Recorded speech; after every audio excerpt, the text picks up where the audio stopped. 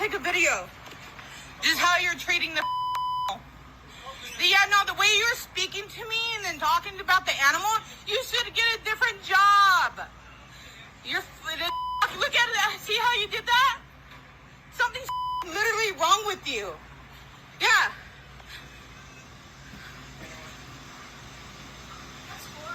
Did you see that? Okay, yeah. Treating an animal like that. Yeah, y'all already knew I was fixing to call this man out. So a California animal control officer is now under fire after this video I showed you just now came out online. It showed him dragging a young pup by the neck and forcefully throwing the dog in a van. Now, something I want you to be aware of is at this time, he knew he was being filmed and that the woman who was filming him was not happy. He was not happy about that either. But he was treating the dog like this, knowing he was being filmed. With that being said, can you imagine how he treats these animals when he's not being filmed or recorded?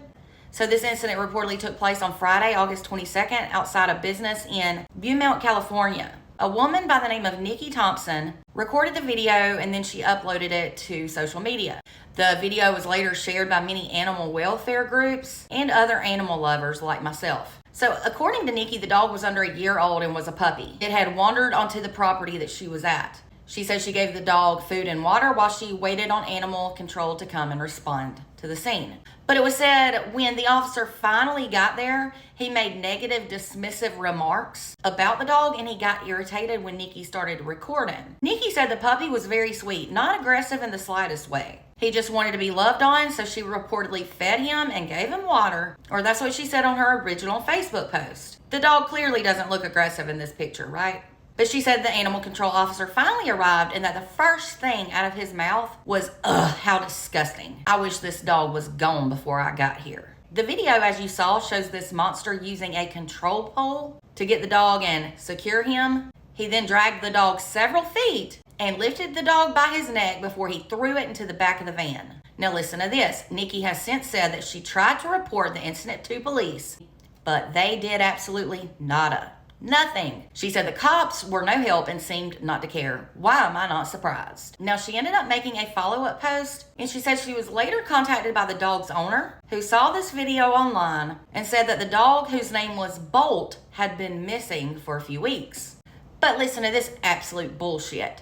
Excuse my language, but that's what it is. The owner was told by animal control that the dog would not be released to them, and that was due to not having microchip identification, and that the dog could be euthanized as early as tomorrow, Monday, August 25th. You've got to be kidding me. She called immediately to get her fur baby back, but they would not release him, but instead said he could literally be killed tomorrow. How is this even okay? Now, Nikki, the one who called animal control, also said that the owner told her she could no longer care for the dog because of her mom's health issues, and she was hoping that somebody could adopt him. It was said that the dog's owners were financially unstable and losing their home in the process as well, but that the owner wanted the dog to go to a good home and not be put down. Now, as of yesterday, Saturday, no public comment has been made by the Beaumont Police Department or authorities or the animal control regarding either the officer's actions towards the dog or the dog's status as to whether or not he will be put down tomorrow or not. I did read somewhere, though, although it's not a confirmed statement or an official statement,